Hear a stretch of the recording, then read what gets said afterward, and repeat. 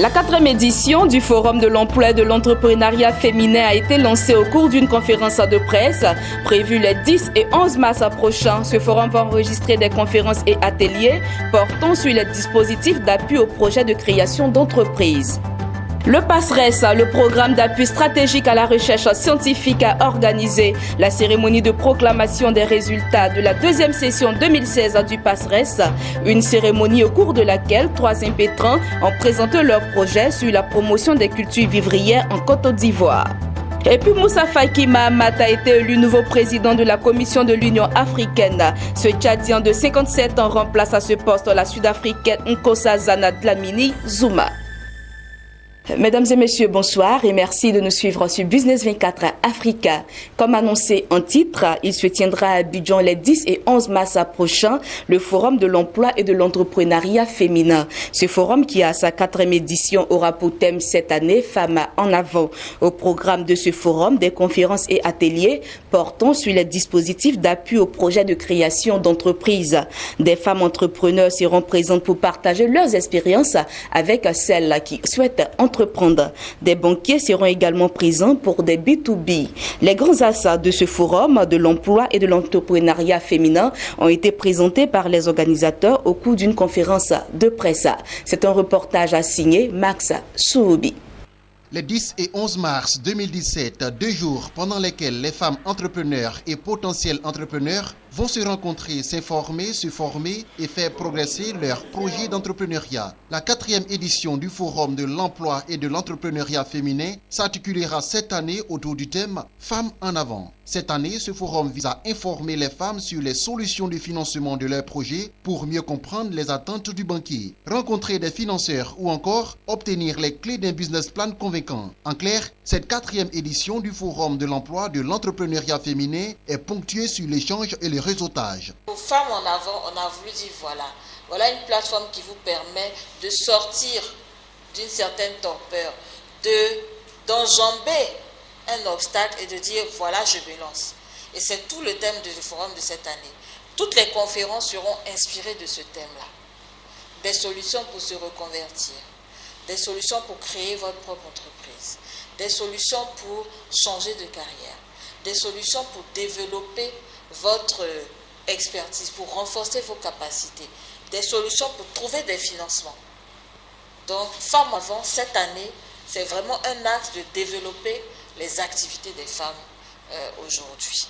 Il existe plusieurs forums sur l'entrepreneuriat féminin. Qu'est-ce qui fait la spécificité de celui-ci? Sandrine Roland, commissaire du Forum de l'emploi et de l'entrepreneuriat féminin, parle des particularités de ce forum.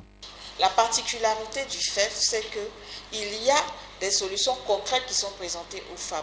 Si vous avez participé aux dernières éditions, vous avez vu que par exemple, sur place, il y a le CPC qui est là, avec ses équipes, qui représentent le guichet unique. Donc moi qui ai une idée d'entreprendre, je peux aller tout de suite vers eux. Sur place, il y a des banques qui sont là, des banquiers qui sont là eux-mêmes, sous la bannière banque. Donc ce n'est pas une association.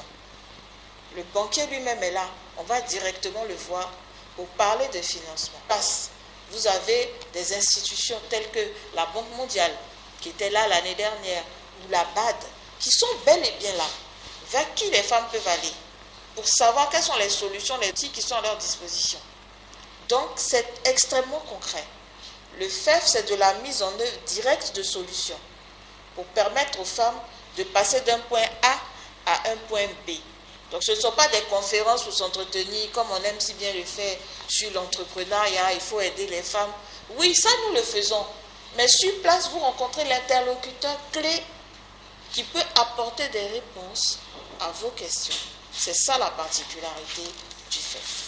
L'appel est lancé. 3000 participants sont attendus à ce forum, dans l'espoir que la mobilisation soit au rendez-vous les 10 et 11 mars prochains. Il faut noter que le Forum de l'emploi et de l'entrepreneuriat féminin est organisé par la structure Alpha Omega, une structure de communication qui lutte pour l'autonomisation de la femme.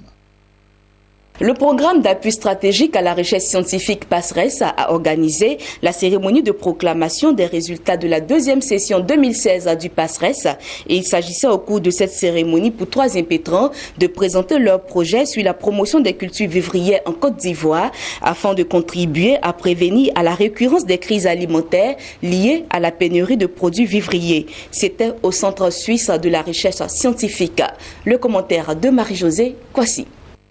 Sur les 33 requêtes de financement, 3 ont été retenues par le PASRES, le programme d'appui stratégique à la recherche scientifique. Tour à tour, les 3 impétrants retenus ont exposé devant le comité d'experts du PASRES pour présenter leurs différents projets, tous portant sur la promotion de l'agriculture en Côte d'Ivoire. Statut foncier et agriculture vivrière, autonomisation des femmes et circuits de production de l'attiéké ou encore pénurie du vivrier. Nos 3 lauréats ont obtenu le financement du PASRES pour poursuivre leurs recherches.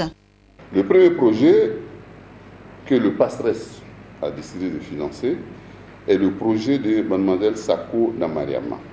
Le budget alloué par le PASRES est de 6 millions de francs CFA. Deuxième projet, le budget alloué par le PASRES, 7 520 000. Le troisième projet, le budget alloué, 8 520 000. Grande est vraiment ma joie d'avoir été retenue comme lauréate dans le cadre des recherches sur la thématique du vivrier en vue de prévenir les crises alimentaires en Côte d'Ivoire. Le choix de ce projet parce que nous avons constaté depuis l'année dernière, et pas seulement l'année dernière, cela existe depuis, il y a une pénurie de l'attiéké, il y a un manque criard de l'attiéké. Alors nous voulons donc aider nos sœurs, nos femmes, à travers ce projet, à leur donner des moyens conséquents, des moyens nécessaires pour qu'elles puissent produire de l'attiéké de façon abondante au point de servir tous les marchés nationaux et pourquoi pas les marchés africains. L'objectif du PASRES sur cette session thématique sur le vivrier était de contribuer à la disponibilité, la conservation et la qualité des produits agricoles en Côte d'Ivoire afin de prévenir la survenance ou la récurrence des crises alimentaires et la pénurie de ces produits. Ces projets nous font sortir de ce que j'appelle moi la vision économiste pour nous faire entrer dans une vision holistique qui permet de prendre en compte toutes les dimensions liées au vivrier, parce que le vivrier, c'est pas seulement la banane plantain, c'est pas seulement le manioc, c'est la terre, les hommes qui produisent, leur mentalité, la distribution et leur façon de voir le monde. C'est tout ça. Le programme d'appui stratégique à la recherche scientifique PASRES est un fonds compétitif de financement de la recherche scientifique. Le PASRES œuvre à la réduction de l'extrême pauvreté et de la faim, à l'amélioration de la santé humaine et à la protection de l'environnement et la gestion durable des ressources naturelles.